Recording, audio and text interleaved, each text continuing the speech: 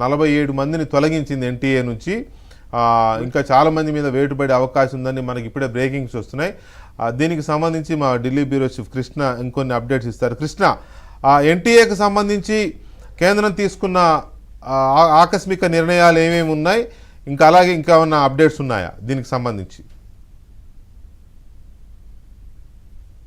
కృష్ణ,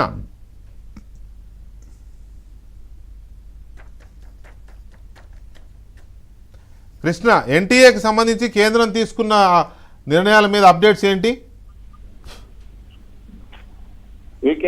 ఎన్టీఏకి సంబంధించి కేంద్ర ప్రభుత్వం కొన్ని కీలకమైనటువంటి నిర్ణయాలు తీసుకుంది. ఇందులో అంటే ఈ రోజు సమావేశం తర్వాత ఏదైతే కేంద్ర ప్రభుత్వం ఈ రోజు సిజేపీ ప్రతినిధులకు ఇచ్చినటువంటి హామీలలో భాగంగా ఈ యొక్క నిర్ణయాలు తీసుకున్నట్టుగా తెలుస్తుంది. నేషనల్ టెస్టింగ్ ఏజెన్సీలో 47 మంది అధికారులను తొలగించడం, కఠిన చర్యలకు కేంద్ర విద్యాశాఖ సిద్ధమవడం అనేది ఇప్పుడు దేశవ్యాప్తంగా పరీక్షల వ్యవస్థపై విశ్వాసాన్ని పునరుద్ధరించే దిశగా తీసుకున్నటువంటి అత్యంత కీలకమైనటువంటి చర్యగా పరిశీలకులు అయితే భావిస్తున్నారు. ఎన్టీఏ పరిధిలో 47 మంది అధికారులను విధుల్లోంచి తొలగించారు.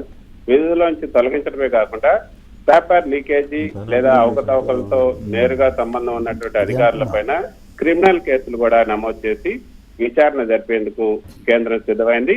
మరోపక్క నీట్ పరీక్షా పేపర్ల లీకేజీ, నిర్వహణలో జరిగినటువంటి భారీ వైఫల్యాలు, అదేవిధంగా అవుట్ సోర్సింగ్ ఏజెన్సీలపై కూడా నిఘా లేకపోవటమే ప్రధాన కారణం అని తెలుస్తుంది. సో ఇప్పుడు రాబోయే నెల రోజుల్లో ఎన్టీఏ నిర్మాణం అంటే కాంప్రహెన్సివ్ ఓవరాల్ పూర్తిగా ప్రక్షాళన చేయడానికి విద్యాశాఖ చర్యలు అయితే వేగవంతం చేసిందని చెప్పొచ్చు.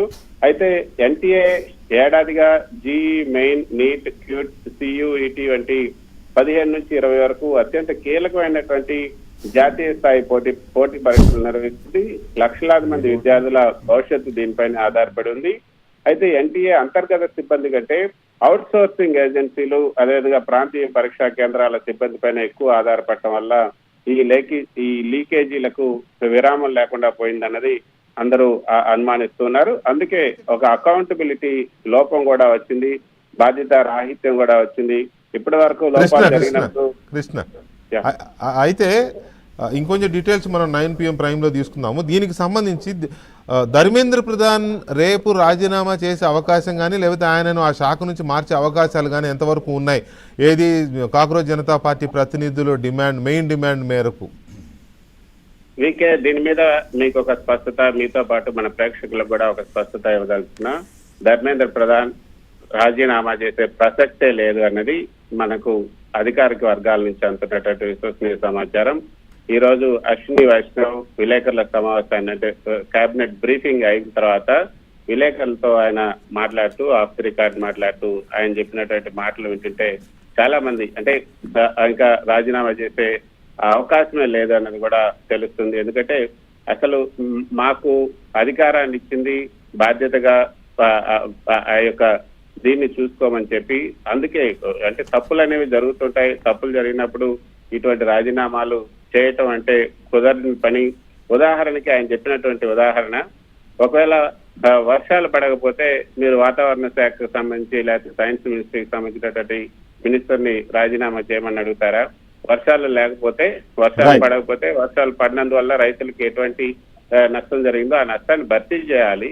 ఆ విధంగా చర్యలు తీసుకోవాలి తప్పితే రాజీనామా చేస్తూ పోతే ఒకరు కూడా మిగలరు అన్న అభిప్రాయాన్ని